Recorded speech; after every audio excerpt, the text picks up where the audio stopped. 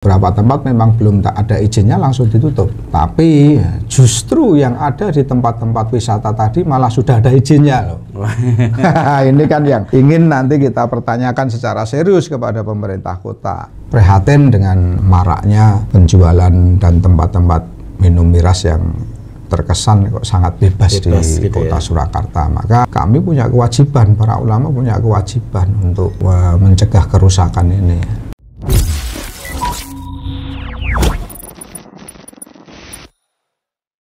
Bismillahirrahmanirrahim. Assalamualaikum warahmatullahi wabarakatuh. Waalaikumsalam warahmatullahi wabarakatuh. Alhamdulillah, jumpa kembali dalam acara Sudut Pandang, bincang ringan seputar dinamika umat Islam. Isu hangat yang ada di Solo Raya hari ini adalah persoalan miras, di mana marak penjualan dan peredaran miras di Solo Raya dan sekitarnya. Alhamdulillah telah hadir di hadapan kita tokoh pemuda Nahdlatul Ulama, Ustadz Muhammad Burhanuddin. Kita sapa beliau. Assalamualaikum Ustadz. Waalaikumsalam warahmatullahi wabarakatuh. Sehat? Alhamdulillah sehat. Masya Allah. Jazakumullah khairan kehadirannya di podcast Sudut Pandang.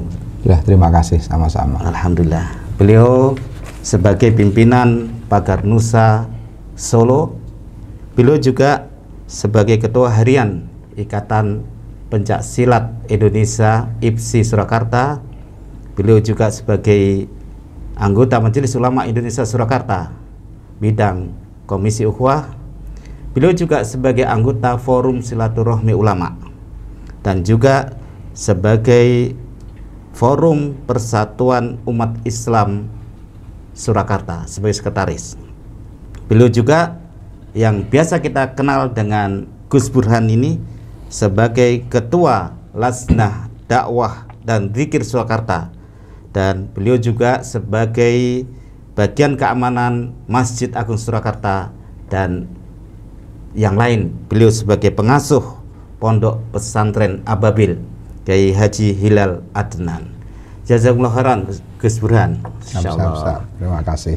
Ini kita akan bincang tentang miras.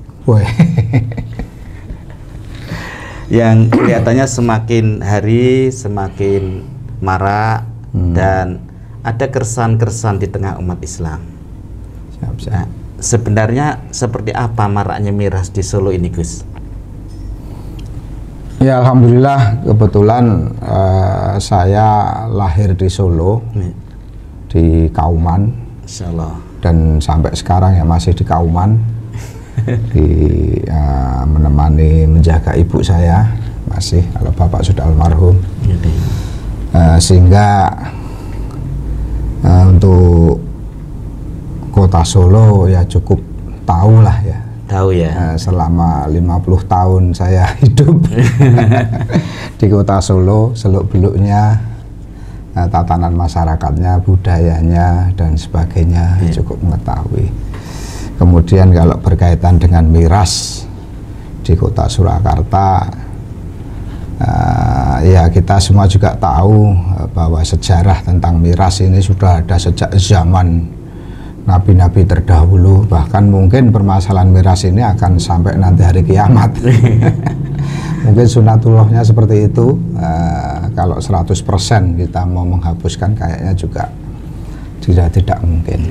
Namun setidaknya tetap kewajiban kita untuk menjaga akidah kita, menjaga akhlak kita, menjaga generasi-generasi muda kita, terutama anak-anak kita ya, yang mana itu tidak lepas dari pergaulan baik dari keluarga maupun pergaulan di luar keluarga.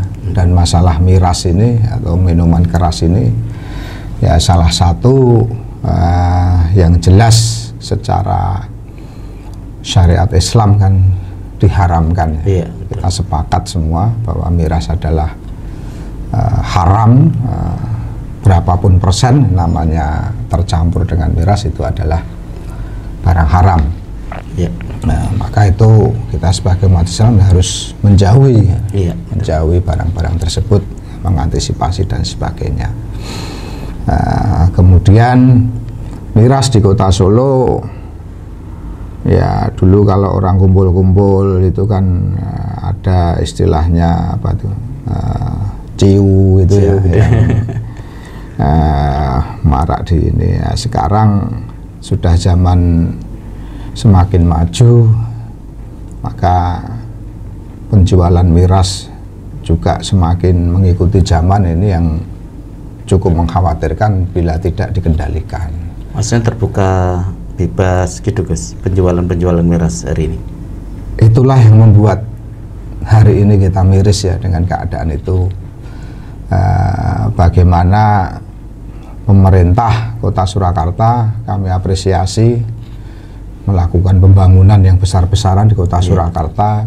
Banyak sekali tempat-tempat wisata baru di Kota Surakarta. Namun apakah benar dengan susah payah dibangun, apakah pemerintah juga termasuk menyediakan fasilitas tempat penjualan miras dan di situ bebas minum miras? Apakah iya? Gitu ya. Karena terbukti di tempat-tempat yang sudah dibangun pemerintah kota dan merupakan wisata untuk masyarakat umum, kita sebutkan contoh koridor Gatot Subroto ya, atau dikenal dengan koridor Gatsu, kemudian di Lokananta ya, itu kan menjadi tempat wisata yang juga dipromosikan besar-besaran ya oleh pemerintah, bagaimana supaya masyarakat Kota Solo bisa menikmati keindahan budaya dan sebagainya. Namun di tempat itu juga ternyata ada penjualan miras dan bebas minum miras, bahkan bisa dibawa pulang. Ini kan sangat mengkhawatirkan ini. Gitu ya. Berarti memang penjualan bebas, termasuk juga terhadap anak-anak kadang gitu Gus, atau di bawah umur gitu, atau mungkin bebas siapapun mau beli, atau mungkin ada aturan-aturan tertentu dalam penjualan miras itu? Ya, beberapa waktu yang lalu ya, 2 mingguan lalu, kami bersama DSKS Kota Surakarta, kebetulan saya mewakili dari MUI Kota Surakarta, sempat melakukan audiensi dengan Satpol PP ya.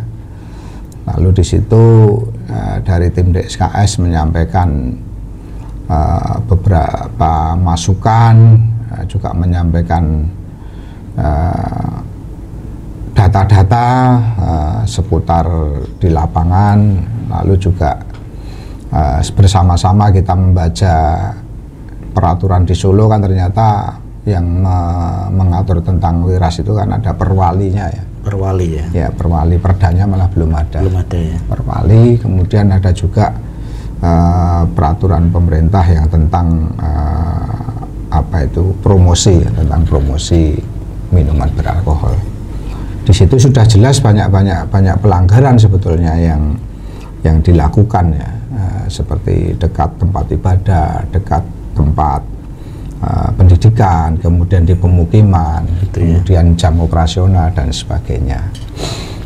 Lalu kami dari MUI juga menyampaikan kalau memang semua sepakat bahwa miras itu dilarang sebagai umat Islam, kemudian juga miras itu menjadi sumber awal terjadinya hal-hal yang lebih buruk lagi ya, nah, itu kami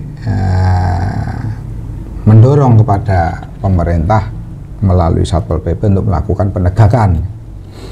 Kemudian dari Satpol PP langsung melakukan penegakan, artinya ada beberapa tempat Solo ya, itu operasinya dilakukan se-Kota Surakarta, ada beberapa tempat memang belum ada izinnya langsung ditutup.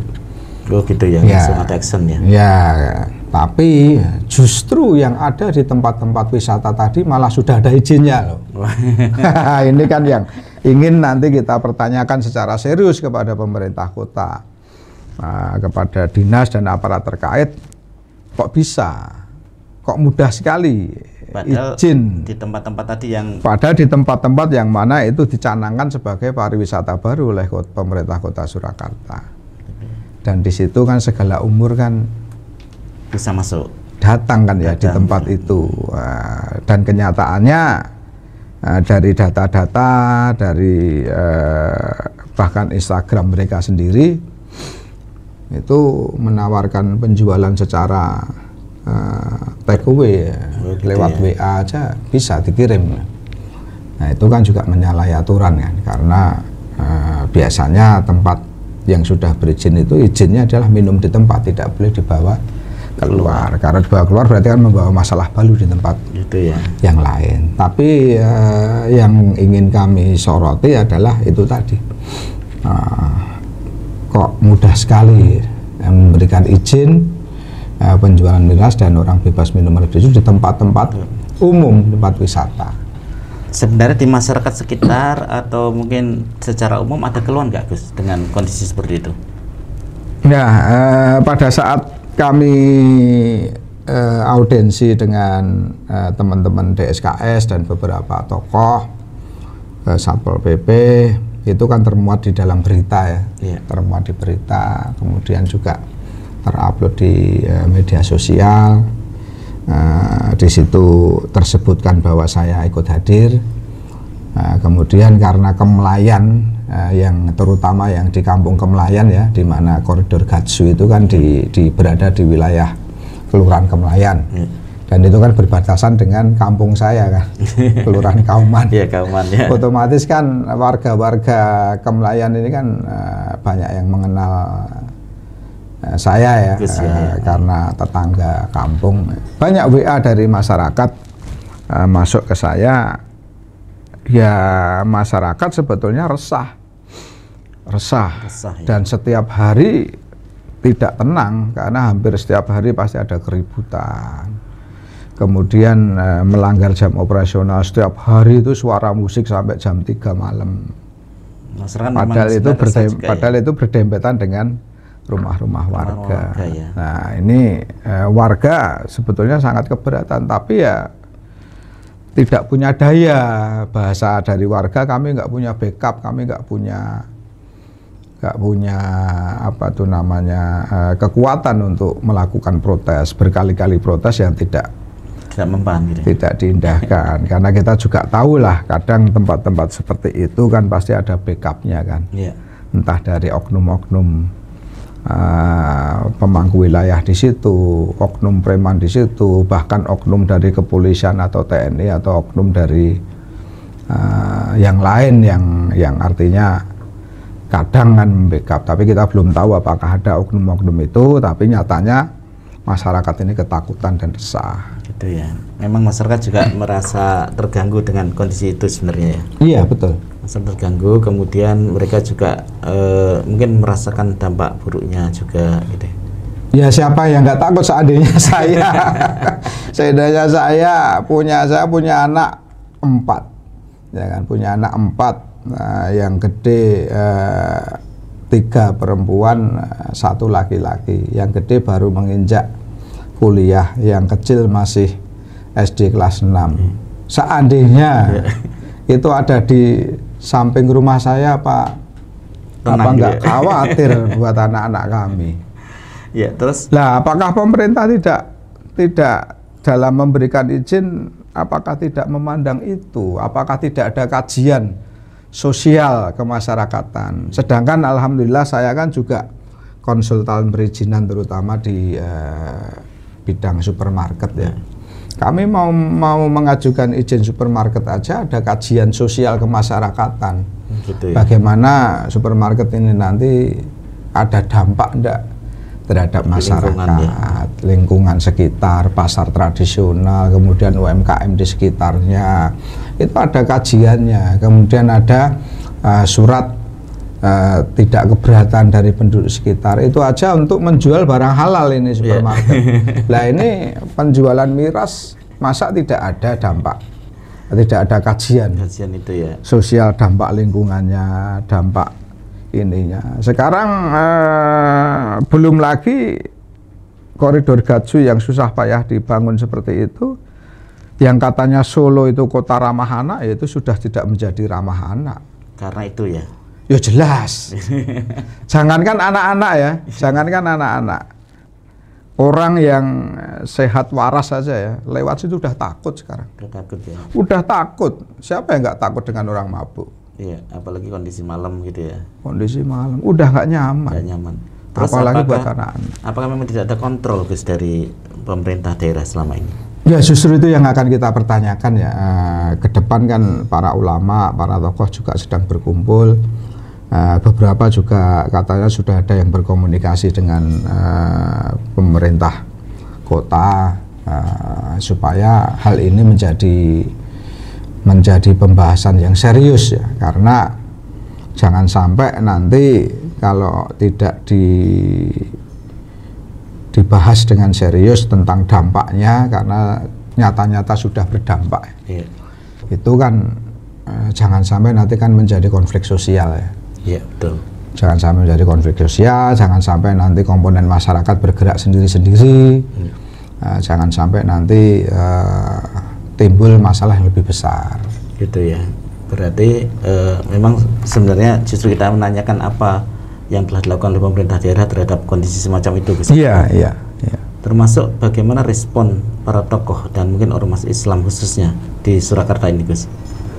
Ya, seluruh tokoh dan umat Islam, kami kan kebetulan kan anggota forum silaturahmi ulama dan tokoh umat Islam, yang mana hampir semua organisasi Islam, elemen Islam, tokoh Islam, para kiai, para ulama, para habaib, para ustadz kan ada di situ, grup ini, di forum itu semuanya sepakat prihatin dengan kondisi ini, prihatin dengan maraknya penjualan dan tempat-tempat minum miras yang terkesan kok sangat bebas di gitu kota Surakarta. Maka kami punya kewajiban, para ulama punya kewajiban untuk mencegah kerusakan ini. Gitu ya. Berarti juga para ulama prihatin ya kondisi itu ya. Iya. Cuma memang selama ini mungkin masih melihat bagaimana momen yang pas untuk menyampaikan kepada pemerintah daerah gitu ya. Iya, ini ada penting. Dan mungkin besok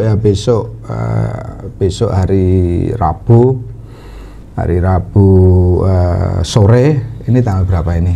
Ini tanggal 8. Ini Selasa tanggal 8, jadi besok tanggal 9 hari Rabu 9 Oktober akan ada pertemuan forum ulama yang akan khusus membahas masalah miras yang sedang marak di Solo ini. Karena jangan sampai terjadi seperti di Jogja. Jogja sudah tidak terkendali.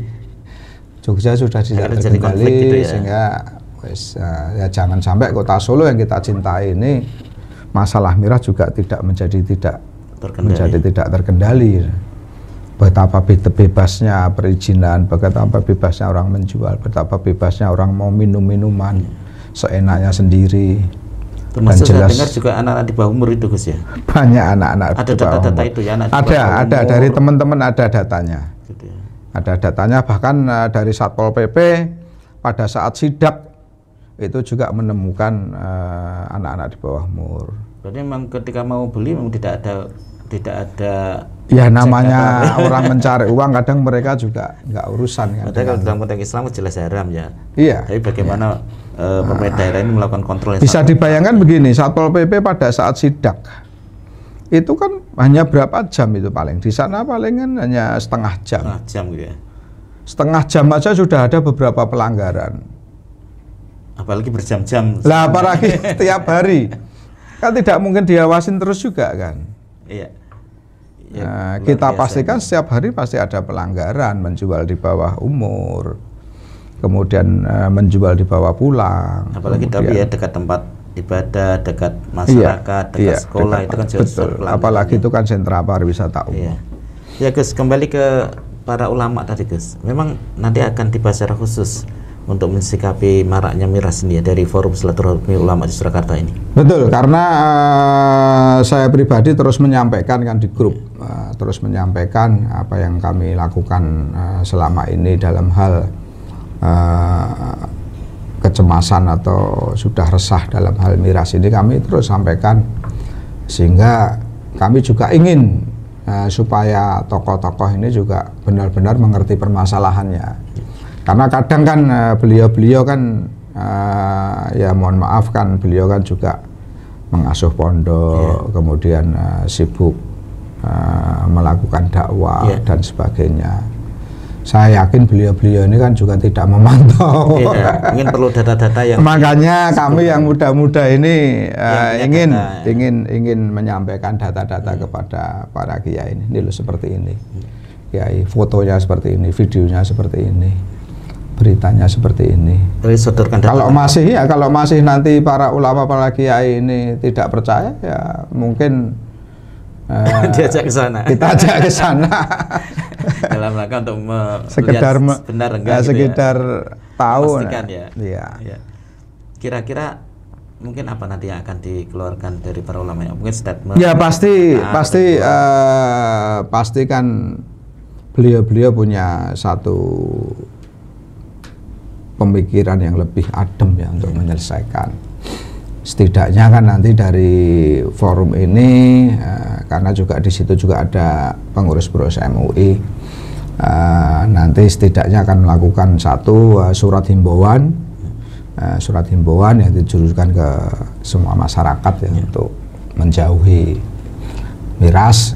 Kemudian juga tentu saja yang terpenting adalah segera para tokoh-tokoh ini akan melakukan koordinasi dan audiensi dengan terutama Bapak Wali Kota, kemudian dari kepolisian, dari TNI, dari dinas-dinas terkait, sehubungan dengan perizinan, sehubungan dengan Kamtibmas, kan perlu disampaikan. Perlu melibatkan seluruh stakeholder yang ada. Iya, kalau itu bisa dikoordinasikan dengan baik, kemudian ada solusi terbaik. Itu kan supaya mencegah itu tadi, jangan sampai mencegah nanti menjadi konflik sosial, sampai ke konflik horizontal, kan itu merugikan kita semuanya. Ya, Gus Burhan kan juga di Majelis Ulama Surakarta sebagai anggota Komisi Ukhuwah. Ya, mungkin apa yang selama ini dilakukan oleh Majelis Ulama, atau apa sikap Majelis Ulama melihat fenomena ini? Juga sudah kami sampaikan,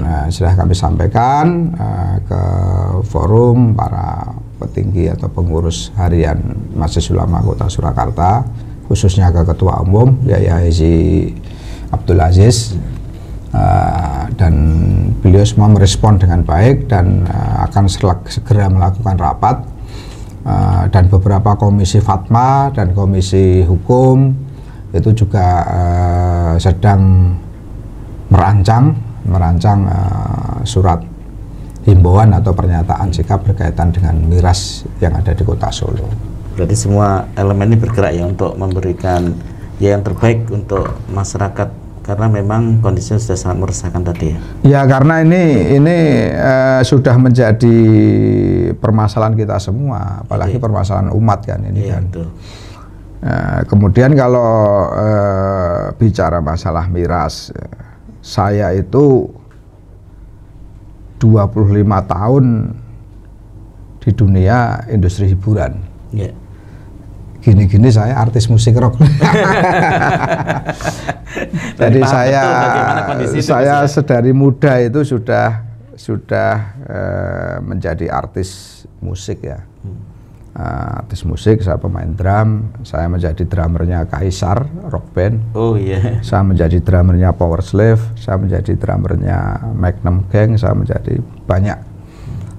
Kemudian saya juga punya usaha di dunia industri hiburan seperti event organizer, studio musik, studio rekaman. Dalam arti saya tahu persis bagaimana kondisi sebenarnya gitu. Saya tahu seperti itu, saya tahu. Dalam arti begini, pada saat muda teman-teman saya sudah pasti ya, teman-teman musisi, teman-teman itu hampir semuanya kan, kebanyakan kan juga minum miras. Minum miras itu ya. Tapi alhamdulillah semakin mereka tahu, semakin mereka beranjak semakin usia, itu ya berhenti semua. Berhenti semua ya. Berhenti semua dan menyatakan penyesalannya dan menyatakan anti miras. Berarti itu yang perlu ditularkan kepada generasi muda hari ini. Artinya apa? Artinya apa? Artinya bahwa miras itu benar-benar tidak ada positifnya. Banyak merugikan. Banyak merugikan. Kalau memang itu miras itu positif, kalau memang miras itu ada manfaatnya, saya yakin teman-teman saya sampai sekarang ya masih minum semua. Tapi nyatanya berhenti semua. Mereka semua berhenti semua, menyesal semua. Itu hijrah semua. Kondisi semakin usianya semakin tua ya. Ya. Makanya kalau ada orang yang saat ini masih minum, ya, atau generasi muda yang sudah terjerumus ke sana, masih minum dan tidak mengerti. Apa iya kalau memang ada positifnya, ada manfaatnya? Apa ya dia akan minum sampai dengan nanti tua gitu ya? Tua. Nggak mungkin.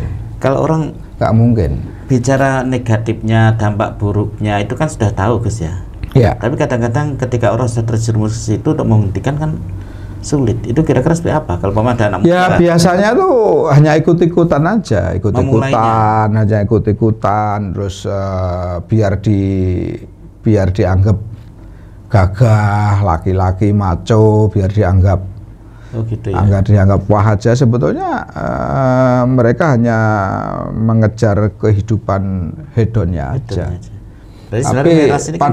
Tapi pada satu titik pasti dia akan menyesali. Gitu ya. Pasti.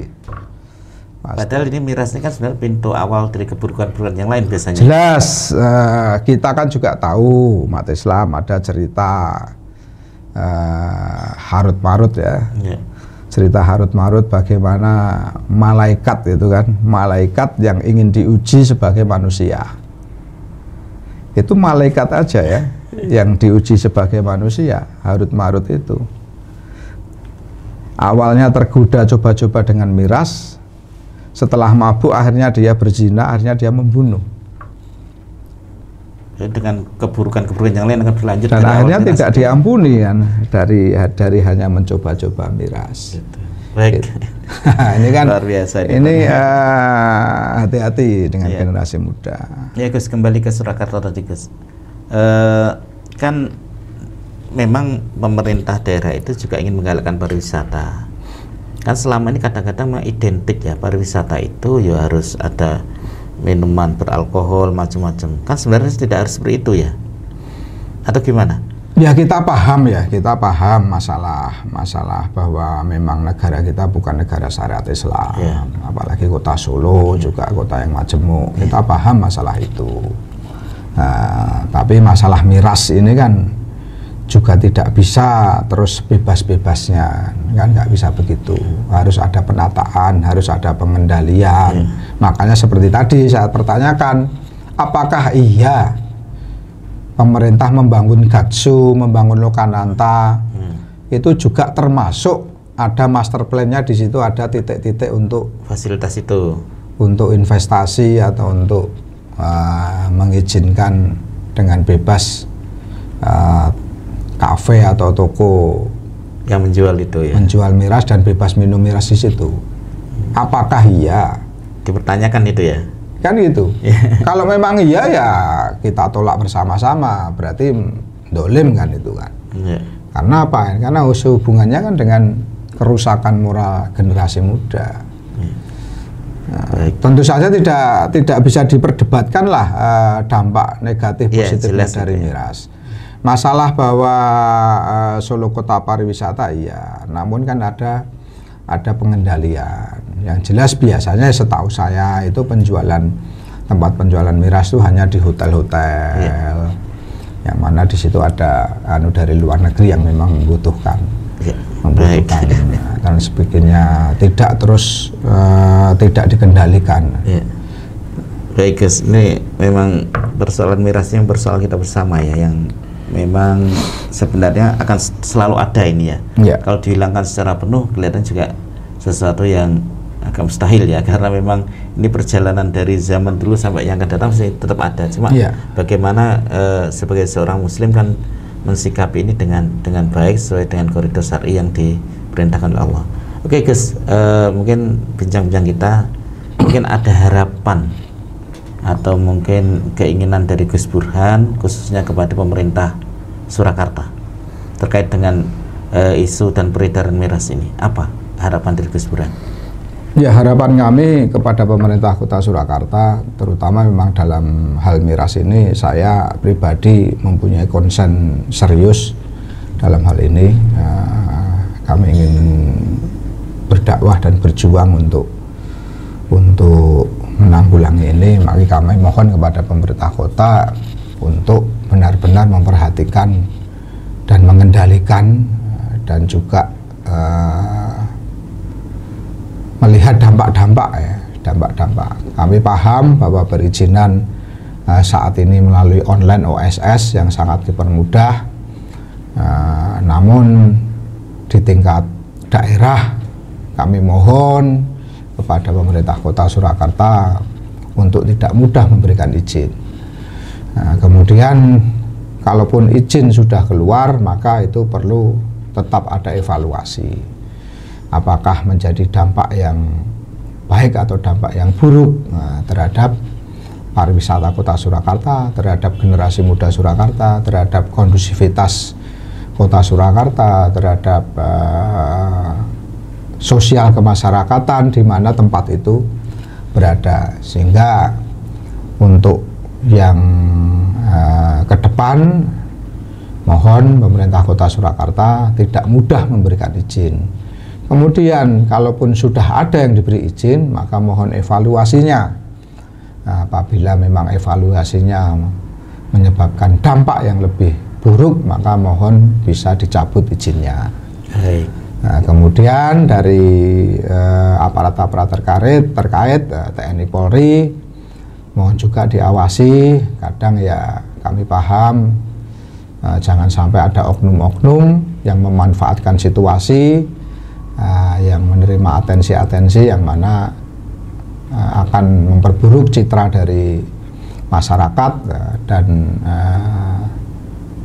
itu juga membuat situasi yang tidak baik juga. Kemudian itu juga sesuatu yang tidak dibenarkan dalam agama, dan saya yakin juga tidak membawa keberkahan terhadap keluarga. Baik.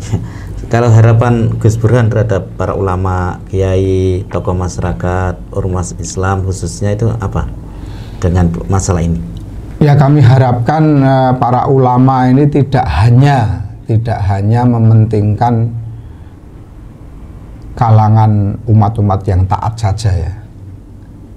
Kalau ulama ini pengajian di masjid-masjid, di masjid taklim ya sudah pastilah yang datang itu orang soleh ini, orang-orang yang sudah tahu. Perlu juga para ulama ini juga memberikan dakwah kepada anak-anak muda atau kalangan-kalangan masyarakat umum yang benar-benar masih minim dalam hal agama, baik secara langsung maupun secara media sosial. Ini sangat penting para ulama. Kemudian juga ada baiknya para ulama ini juga sensitif dengan permasalahan masyarakat atau keumatan di Kota Surakarta, termasuk harus mempunyai wawasan di dunia remang-remang deh, kemaksiatan atau penyakit masyarakat. Ya. Karena kadang ya banyak ulama yang tidak ngerti baunya alkohol seperti apa, karena selama hidupnya kan di pondok pesantren ya. Kadang baunya ganja itu seperti apa, baunya ciu seperti apa, orang lagi mabuk dengan tidak seperti apa, itu kadang banyak ulama yang tidak mengerti. Tapi kan perlu ada data-data dari orang lain yang itu makanya dengan pertemuan nanti kami ingin banyak mengulas data-data supaya para ulama, para tokoh itu juga bisa lebih luas dalam melihat permasalahan umat, permasalahan masyarakat. Baik. Jazakallah Gus. Terakhir Gus, apa saran Gus Burhan khususnya kepada anak-anak muda? Ya, yang pertama keluarga ya. Ya, keluarga. Yang pertama keluarga, para orang tua. Jangan pernah terlupakan setiap habis sholat itu selalu mendoakan anak-anaknya, kirim Fatihah lah pada anak-anaknya, karena jelas tidak mungkin kita mau 24 jam mau memonitor perilaku anak-anak kita, jelas nggak mungkin. Yang pertama adalah doakan selalu anak-anak kita.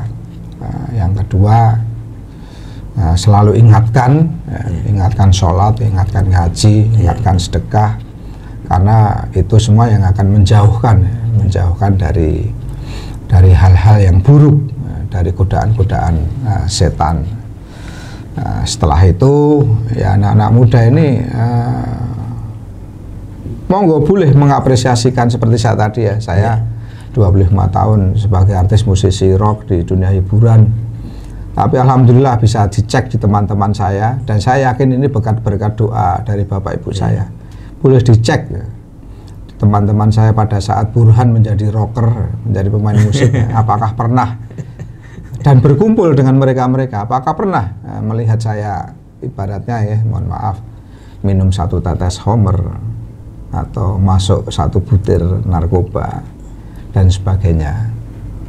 Saya juga heran kenapa saat itu tidak tergoda, tapi saya yakin itu adalah doa dari orang tua ya. Orang tua. Sehingga anak muda monggo bebas berekspresi, mau jadi seniman, mau jadi musisi, mau jadi apapun lah, mau jadi apapun yang ada di sini, tapi tetap jaga sholat kita, jaga akhlak kita, dan yang terpenting selalu ingat orang tua, sehingga jaga nama baik orang tua. Baik, terima kasih Gus, luar biasa banyak hal yang disampaikan, dan mudah-mudahan podcast kita hari ini nanti mendapatkan respon pihak-pihak terkait, khususnya pemerintah Kota Surakarta, aparat keamanan, dan tanggung jawab kita bersama.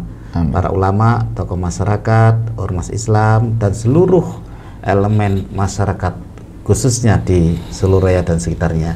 Oke, kita sampaikan jazakallah kepada Gus Burhan. Alhamdulillah. Mudah-mudahan bermanfaat. Insyaallah jazakallah khairan, dan kita akhiri. Insyaallah kita jumpa kembali dalam acara Sudut Pandang yang akan datang. Jazakallah khairan. Assalamualaikum warahmatullahi wabarakatuh. Waalaikumsalam warahmatullahi wabarakatuh.